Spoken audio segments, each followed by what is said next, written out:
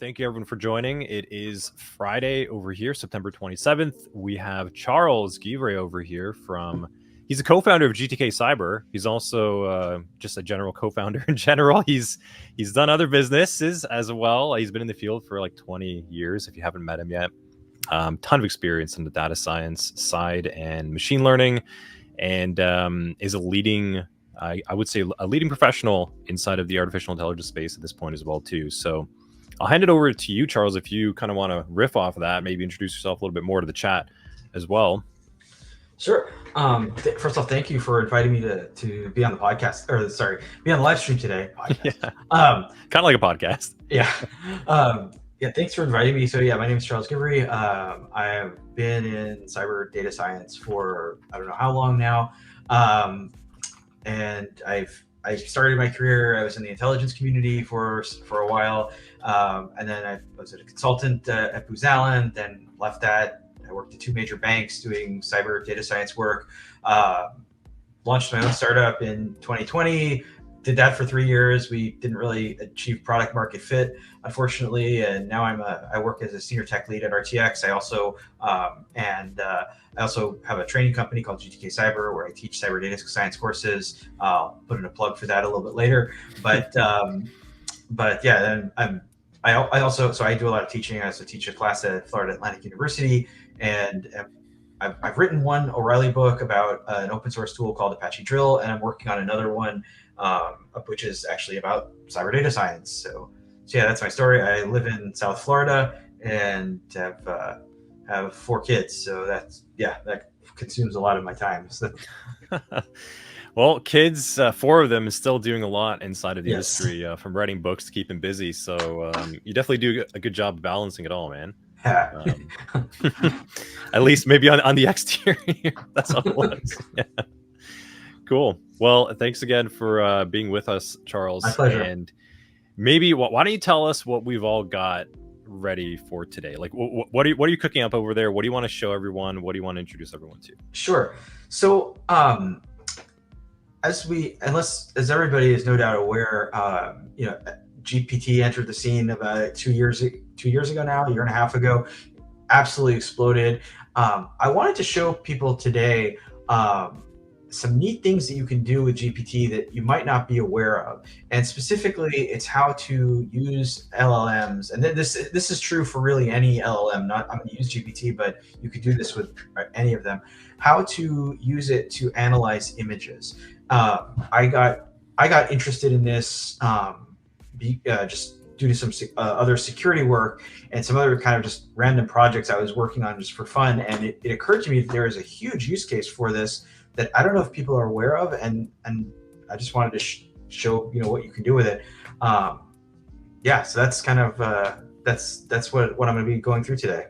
I think that would be good because honestly, I think there's a lot of like smoke and mirrors when it comes to the AI scene, especially right now. Like it's so like emergent in technology, and it's shaping and changing rapidly, right? Almost dynamically at this point, like month to month.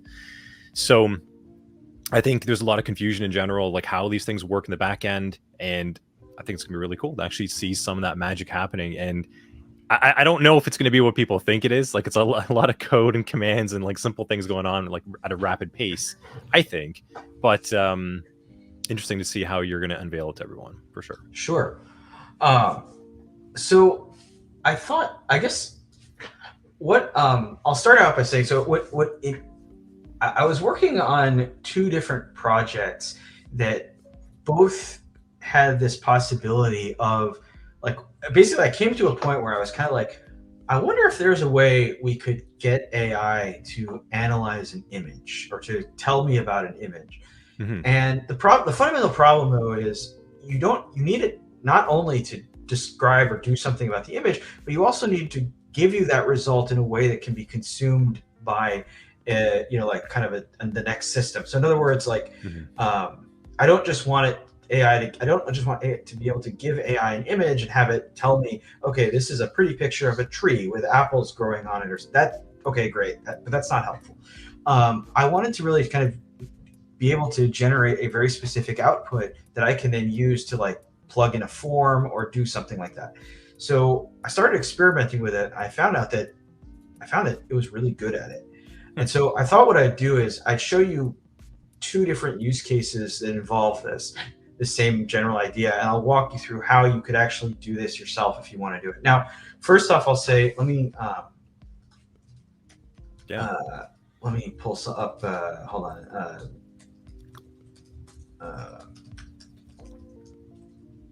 Okay. All right. So let me log in here. If you want to kind of just try this out for yourself, and let me share my screen here. Yeah, I'll get your screen shared here in a moment. Hold on 1 second.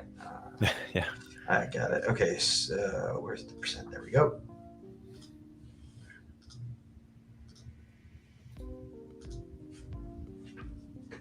Okay, so if you open up like the Chat GPT playground, you can do things like you can do something like here. I'll just start kind of the basic. Describe. You will be given an image. Describe what it is. So just to show you how you can do this, you have what though, Charles? Yeah. Let me just interrupt you real quick, actually, because please. I think a lot of people haven't even seen how you can work with like a chat bot, like a GPT, in terms of what you're doing right now, like how you're actually training this model. I think a lot of people open up the chat, like a chat GPT, they send a prompt, they're like, oh, okay, I got something. But I think it might be nice to actually expand a little bit more on what this is. Like what are you trying to do with the data right now? Yeah, cool. Sure. So what I was going to do is I was actually going to start out just by showing you how to, like, so if you just go to ChatGPT, like regular ChatGPT, you can ask it questions. You can, let's see. Actually, I can do this right here. So what I'm going to do is I'm going to upload an image file. We're going to just play with the same bunch of files here. So where the heck is it? Nope, not there. Experiments. Grant tracker. Okay. So I've added an image to this chat, and I can just do something like this. Like,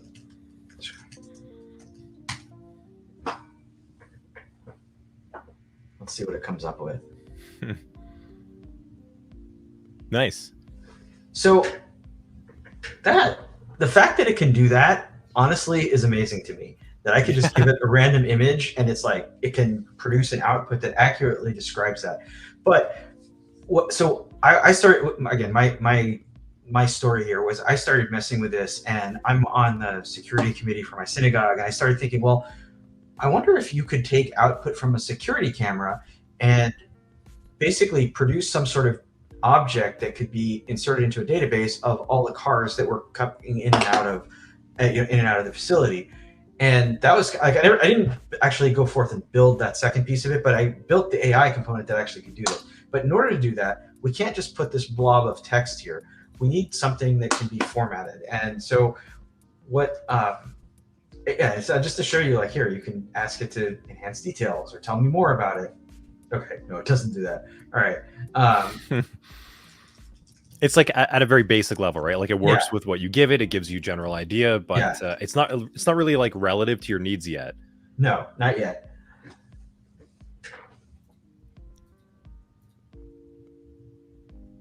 Actually, chat's asking if you can download ChatGPT on Windows. I don't think there's a Windows app yet for ChatGPT, is there? Just on Mac? I don't think so. Yeah, I don't think so. I think it's just on Mac. Yeah. So you can see, though, that it can describe, it can pull out a lot of really useful information, like not just the fact. I was originally thinking of just, can I get this to read license plate numbers? That was my original thinking here. But you can see that not only will it read the license plate number, it will tell you what state that license plate is from, and then it will tell you other bits of information that are relevant, like what kind of car it is, what model it is. It makes a guess down here as to what year the car is. And so when you start looking at that, it's like, that's really impressive what it can do. But doing this in a chat window, so let me just pause there and see, does anybody have any questions about just the fact that you can do that? Everyone see how we got this far. Yeah, it might be worth kind of stop and see if anyone has any questions in general about what we've just done. I feel like everyone's used ChatGPT at this point. Right.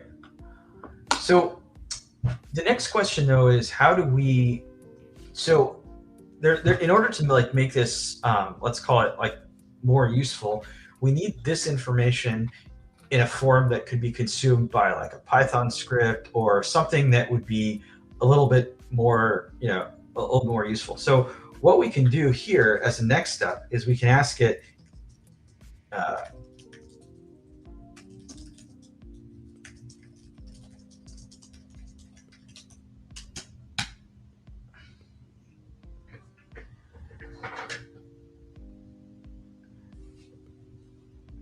and so you can see here, so what I did is I asked it to provide this information as a JSON object. So now that we have this can in fact be now inserted into a database.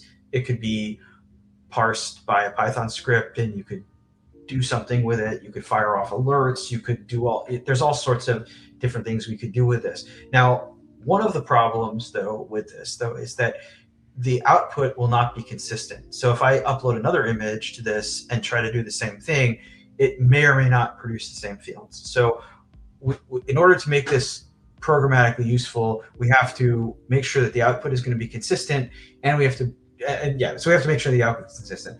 So now is where I'm going to transition. I'm going to up our geek level one notch and show you how you would, and walk you through how you might write a Python script in order to do this same thing, where you would give that Python script an image, and then it will then pass it to an AI engine, and then it would then do something with that, and you'd spit out a consistent result every time. So I guess, I don't know, for anyone in chat, give me a thumbs up, or if you have any questions, I'm gonna switch the screen sharing, so fire away any questions you may have. I think we have one comment over here. I think I can actually show it. Nice. That's pretty cool. Yeah, on stream. Cool. Yeah. So I find this topic really interesting. My company's recently adopted the use of Claude to aid technicians in some tasks. So we are starting to see that like integration of GPTs inside of technicians' tasks. So I wonder if is this something like what you're doing today, Charles? Is that something that someone could bring into their workplace? Yes. Yeah, it is. Okay. So hang on. Where is? Okay.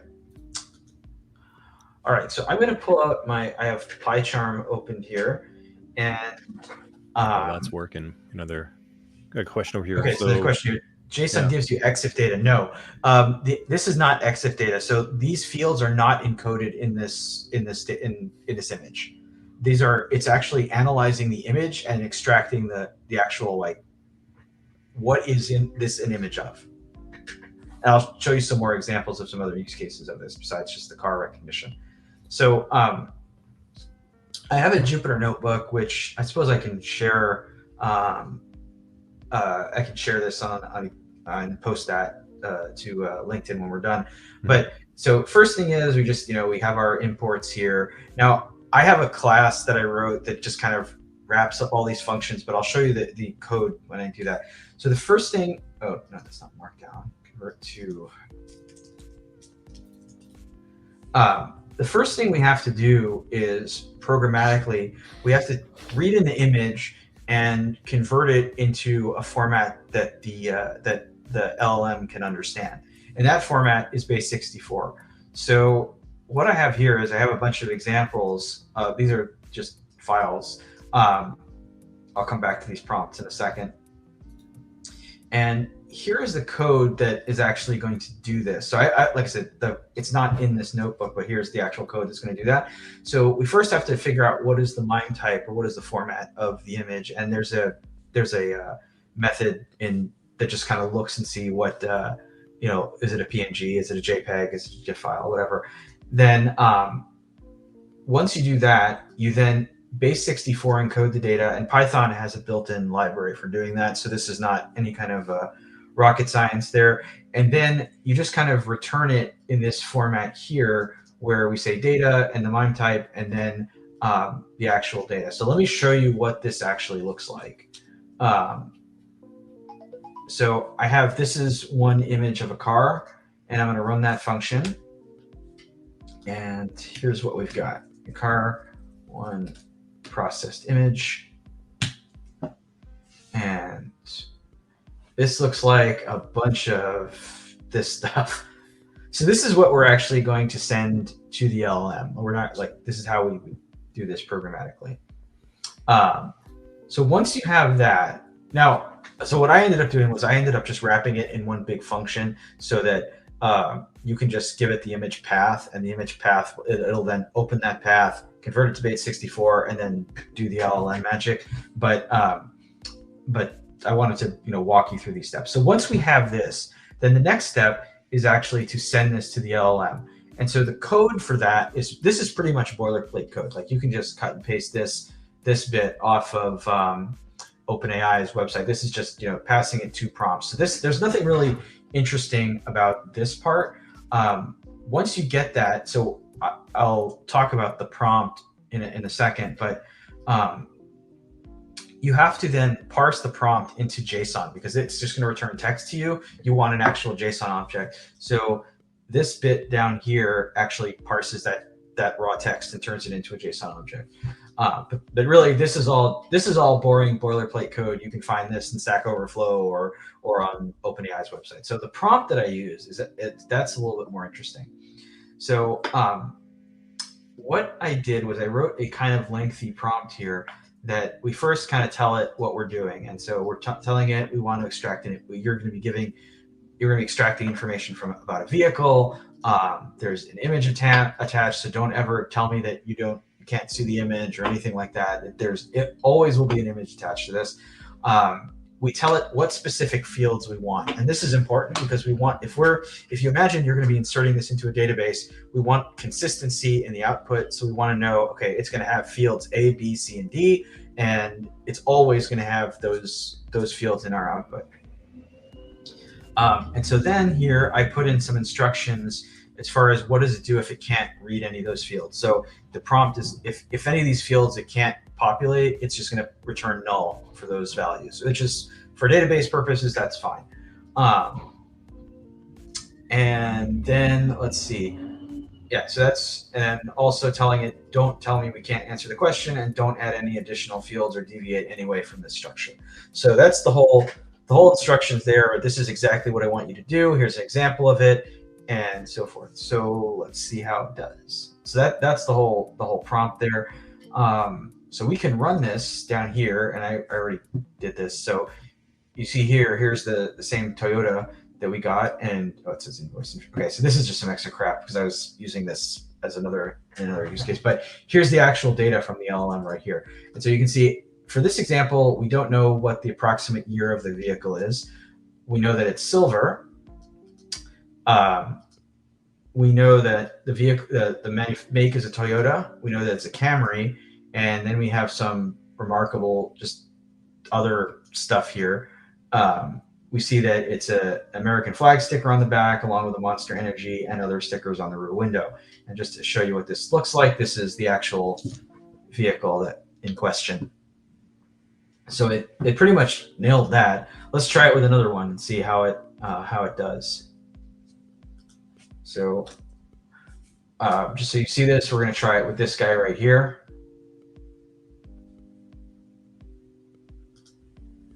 And let's run that. You'll see that it's not so fast. So you would need to be cognizant of that. But so here's the result, and I think, and again, this just blows my mind. The approximate year is 2016 to 2021. It's gray, has a license plate number. Let's make sure that's correct. 8DY4153. 8DY4153. Yep. It's a Honda, it's a Civic, and it has a dealership sticker on the back, and it's from Maryland. So yeah, so what amazes me is, as someone who has built AI models and machine learning models and so forth, how quick and easy it is to do something like this. Like this took me, once you kind of figure out, okay, how to get the data flowing from my computer or my source of an image to how do I do it? It doesn't really, we're talking a few hours instead of months in order to do that. So to me, the fact that you can build things in that velocity is truly incredible. So I'm going to stop my screen share, and I want to show you another use case of something slightly different. That this is also something I'm experimenting with, so it's not a fully baked product yet. But let me just kind of show you here what we've got. I'm also going to highlight KSJ's comment over there. So yeah, I think he was reaching out to Jay. Jay kind of came in a little bit later in stream, kind of catching up, but I thought that was a pretty good summary over there, really demonstrating not just the ability to get and output some type of image level analysis and recognition, but also a use case of directly translating it into a database level of code and data effectively into like a JSON format. So like that whole pipeline right there, the fact that you could do it, I think like how you just said, in like literally minutes versus trying to do that entirely on your own is insane. So let me show you another use case for this. And this one, so for some background, so my wife is a school administrator, and she deals a lot with grants and tracking grants and so forth. And one of the challenges that she had is that like they have to associate invoices with grants, and so they'll get these invoices, and who knows what the formatting is, and so somebody has to take this invoice and manually type it into some accounting system and whatever to to track all these grants. And so it's a bigger schools they don't always have a lot of money to pay people to do all this stuff, so it can pile up and it can be a major headache. So what I thought I would do is I was like, I wonder if I could build something to do that. So I'm still kind of messing with this. So I started working on this tool to track grants, and what the AI component is here that I wanted to show you is that let's say that I wanted to what I basically use. You can use the same trick here to take an invoice and parse that invoice into and then populate a form from it, and then add this to a database. So what you see here, let me actually hold on. So I took it. This is an actual invoice, and this was for my grandmother's headstone.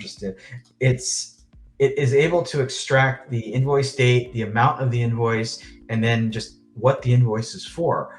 And again, I didn't have to train this. I didn't have to give it, hundreds of thousands of invoices and write all kinds of sophisticated computer vision stuff to do this. I literally just did what you just saw for the car recognition. Same trick, modified the prompt a bit to extract different things, but it's able to do that remarkably accurately. And so this is like another use case. I mean, I can show you the invoice if anyone's curious, but it amazes me because I've seen a lot of use cases where people are trying to take input from paper forms or even PDFs, and they're not able to do it because the formatting is weird, it's inconsistent, and so forth. But just being able to take this raw image and extract these bits of information from it, I was just incredible as far as how well it was able to do that. So I see somebody tried using AI to find Waldo. That is definitely cheating. That is definitely cheating. My 9-year-old would not approve. Although maybe she would. I don't know. I'm tell you that. I appreciate that in my own way, though, Zach. In my hacker way, I like to try to bypass things. Good stuff. Yeah. So to kind of wrap it up, what I just wanted to highlight is how I think this is a use case that doesn't really get a lot of headlines yet, but it's something that I believe is enormously powerful. I don't know that I would trust it completely without like really extensive testing, but like for something like this where you're taking input from a user and populating a form where somebody can have eyes on it and be like, oh wait, no, the name's not quite right, or something like where it can check it like that. I believe this is a great use case, because imagine like someone just wants to take a picture of a receipt or something. I know that advanced tools can do this, but think about how much money Concur or these other enterprise platforms spent on doing OCR to be able to do that. Now anybody can do that. They can just use GPT to do that and pay a fraction of the cost in terms of developer and infrastructure. So to me, this is a great use case for AI that I just don't think has enough publicity yet. So with that, that's what I was intending to talk about today. I don't know. I hope I explained that okay. And I think you explained it really well, Charles. So there's a couple comments over here, just this past one over here that we had a user actually, he was kind of giving you some kudos over there, as well as you're able to articulate it. So I think you're doing a good job, and it's interesting. So he was using AI to distinguish deepfakes in CT scans. So there you go. Like there is a use case that you're actually trying to highlight. And I think, you highlighted also something pretty important, that there is a general level of unpredictability too, right? Like this is not foolproof. However, there's nothing saying you can't have some type of middleware script or application in between with very hard-coded specific types of data and data types that can only be formatted a specific way to sort of stopgap some of those processes. And I'll go as far as saying you could even use AI to help you generate those stopgap solutions and build that. So it's like a one-stop solution. You could. There's a question there, like what would extensive testing look like? Where I could see some, like let's consider the grant tracking thing. If I wanted to test this? Like I would test it myself, just but that's like download get a bunch of invoices and bills and just try it and see how well it works. And if it's working well enough, like that's kind of like phase 0. Phase 1 would be I would introduce this to the tool. Like if it's working well enough where I'm seeing, okay, it's accurately populating these fields. What I would start doing is I would then release this, have people actually use it, and then record how many times they're actually having to modify what the LLM is sending to the tool. And then if you can get a sense of that, then over time you could get a sense of how well it's actually working. But yeah, it's tricky. And I see someone that's talking about detecting cancer cells. Obviously, these are not life and death use cases. I would not want to use it for a life and death use case without some very serious testing. Like if somebody enters a grant form wrong, no one's going to die. It's it's at worst an inconvenience or something like that. So I would be very careful about using it as like in the real world like that. But for something like this, I feel like there's just so many applications of this where people can embed this kind of functionality in applications that they're building, and it could just make it could make your app so much more intelligent and smarter and things like that. Like I know anybody who has to travel for an enterprise knows you have to you take pictures of your receipts. Well, Concur really doesn't do such a great job of like extracting all the information out of the receipts. It just kind of has that image there and everything. But imagine some upstart wants to build something that could do that. Could take the receipt, summarize it, categorize all the expenses, dump all that. I could see that as being relatively easy to implement. And I mean, you see how much code there is. It's really not that much. So. Yeah, it's kind of like the 80-20 rule, right? Like you can get a lot of the result with that 20% effort, and then you can really close the gap for that little bit extra towards the end of making things specific and foolproof and accurate as much as possible. And I think that's really like the true value.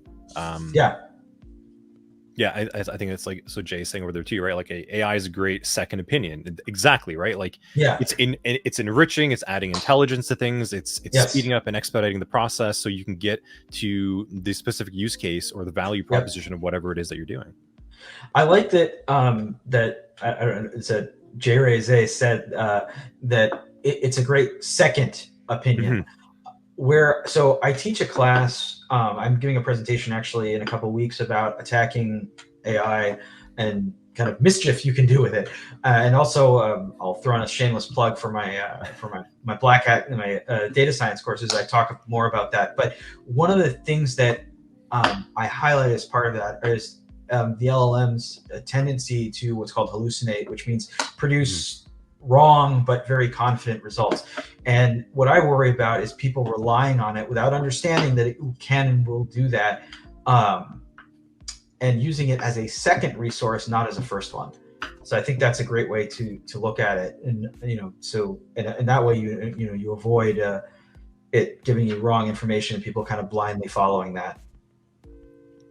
Yeah, I think it's definitely quite important to highlight.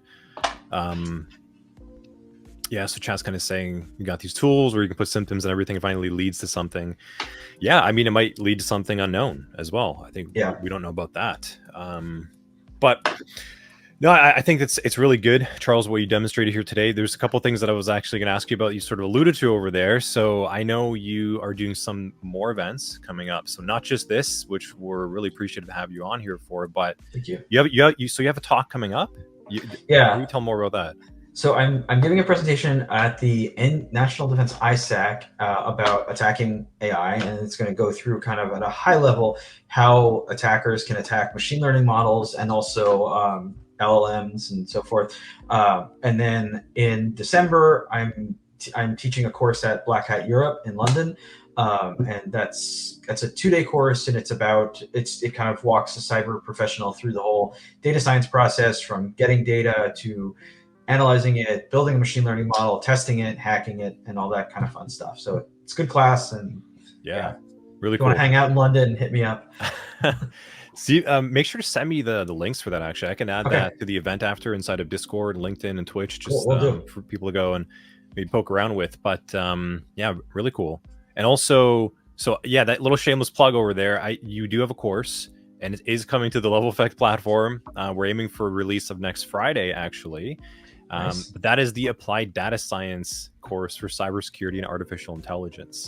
Might be good, maybe give a little summary about that course and what it actually entails. Yeah, it's actually a longer version of the course that I teach at Black Hat. So it also kind of generally does the same thing. It follows the whole data science process. So we start out with how do you get data, and it's specific to cybersecurity, by the way. So it's not just a generic data science course. It's really more about how would a cybersecurity professional use this technology in the course of their work to reduce risk and do all the things that that we do.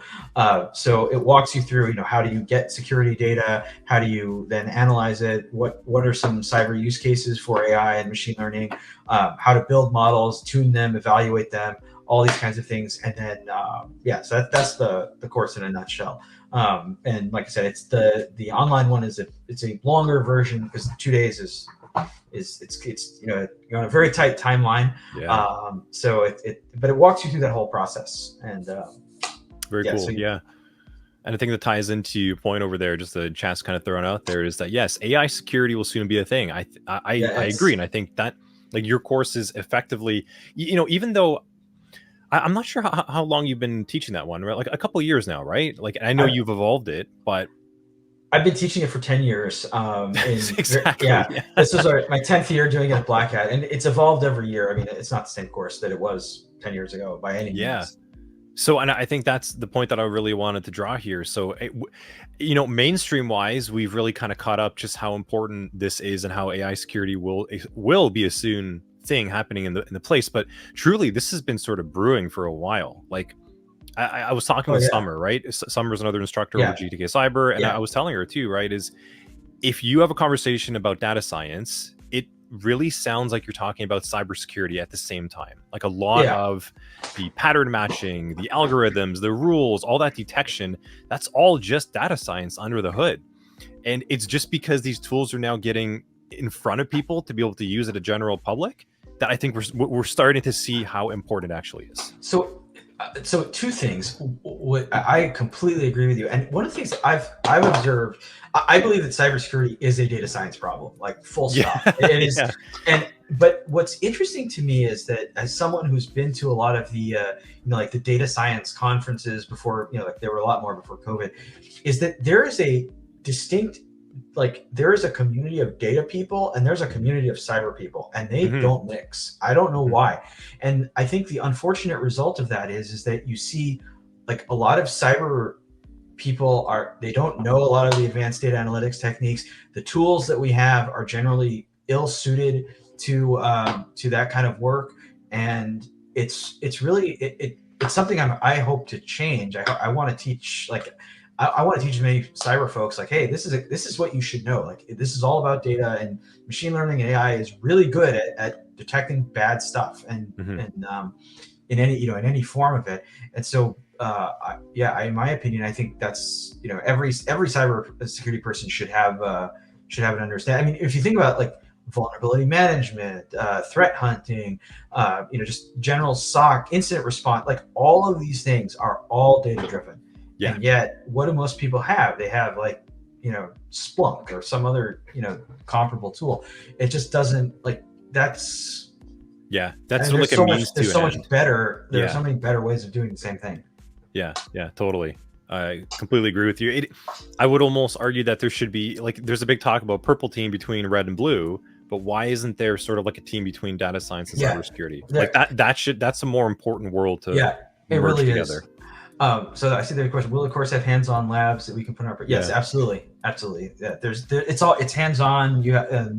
You learn how to build a model, and you do it yourself with a real use case with real data. Yeah, absolutely. Yeah. It's also a comment right above that too. So can you feed? Yeah, because we have anything where there's a cache or database, you can always poison it effectively. So that is actually one of the technique that's being described there. So basically, if you have any kind of online model that is retrained periodically, the answer you can manipulate it by feeding it bogus training data. And that's there have been examples where people have actually successfully done those kinds of attacks. So yes, you absolutely can do that. Dangerous world we're going into at the same time. The scare. So this last year at Black Hat, there were actually some very interesting presentations, and the scariest one that I saw, and I posted something about this on LinkedIn, and it got incredible engagement. Was it was a post about. The presentation was an attack against Copilot, and the essential thing about Copilot is that I'm glossing over some details here. Is that it effectively indexes all of your files, emails, and Teams messages.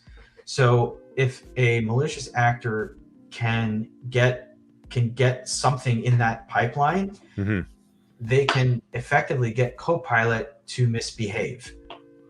And these researchers were able to get it to do things like serve up malicious links, give wrong answers, exfil data, and the more things that Copilot gets connected to, the more ways you can redirect it. And so that's scary enough. But here's the really scary part: is how do you get data into it? All I have to do is send you an email. You don't have to read it. It can go in your spam box, and it will get indexed by Copilot, and it will. And this happens. So this was the whole thing they demonstrated, and it was just like I'm sitting there listening to this presentation and thinking, wow, this is really not good, because this is going to be in everyone's, every Microsoft computer is going to have this at some point. And it was very scary. Yeah.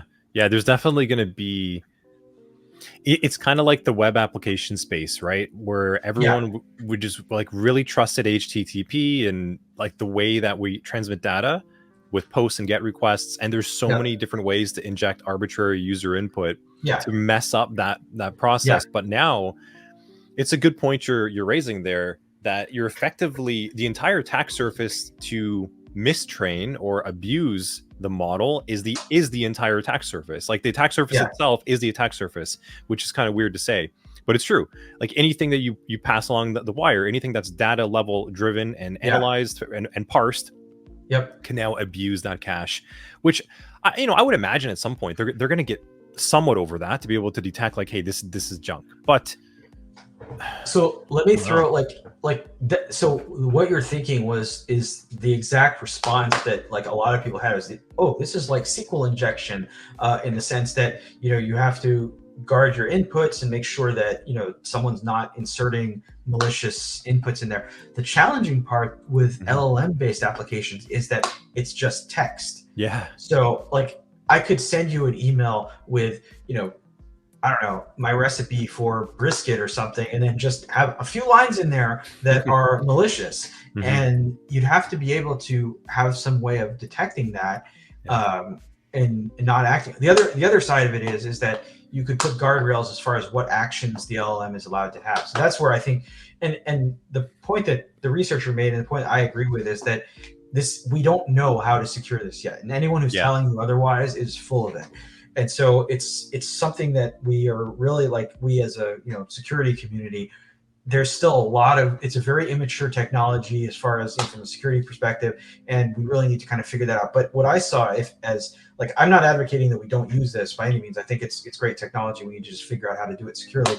But if you have that path from a user, of an untrusted user, to LLM, to action, if there's that direct path, that's where you have a huge danger zone. Mm-hmm. If you just have the path to the LLM, okay, it could produce some stupid actions. It could, it could produce some funny things, whatever, but it's not going to like hurt you or do anything really dangerous. But if it can act on that, that's where we have a problem. And so you need to have the ability to restrict its actions to make sure that they're not going to like delete databases or delete files and things like that. You have to make sure that it's limited as far as what it can do on that end. That's going to be tough for sure. It's interesting when you think about it. That's a lot of good insight. Yeah. So, the comment above about AI security becoming a thing, I think that is what is going to be the AI level of security, is like, you're going to have analysts on your perimeter security events and incidents that happen, of course, but you're also going to have them effectively training and monitoring with the data science team. I would even say, I guess my own prediction would be, you would have data science analysts and cybersecurity analysts working together, probably in the same team, as like a future cybersecurity team. Yeah. It won't just be a cybersecurity team. I don't think so. No, I agree with this. Yeah, I agree with you. Cool. A lot of good stuff, man. Thank you. Last comment saying it's almost like a server-side attack. Yeah, exactly. Right. Like. Yeah. Agreed. Cool. Well, I think we're coming up to the end over here. Charles, this was a really good presentation. I think it opened up a lot of good discussion points. It really showed a really good, powerful use case. Anything else you wanted to sort of plug or add into this point? I know we talked about your talk coming up. We have your course coming out next week. Anything else you wanted to add? No, I think that's it. Yeah, if anyone's in London and wants to, actually, I have a Black Hat class also on their November virtual trainings. So if you're interested in that as well, it's same course there and in London. Mm-hmm. So yeah, if anyone's interested in that, or if you want to reach out to me and discuss, I do like teaching this in other places. If you want to hear more, please don't hesitate to reach out. Yeah, something we talked about is, if we can get enough of a small audience, I think like maybe 8 to 10 students, we could do like a private live course as well too. Over at Level Effect. So that's something that we'll talk about later. But cool. Okay. Thank you very much, Charles. Thank you, everyone in chat. Pleasure. Thank you for hanging out on Friday, taking a little bit of time out of your day. We're going to cut the stream over here, and have yourselves a good weekend. We'll see you in Discord and all the various channels afterwards. Take care.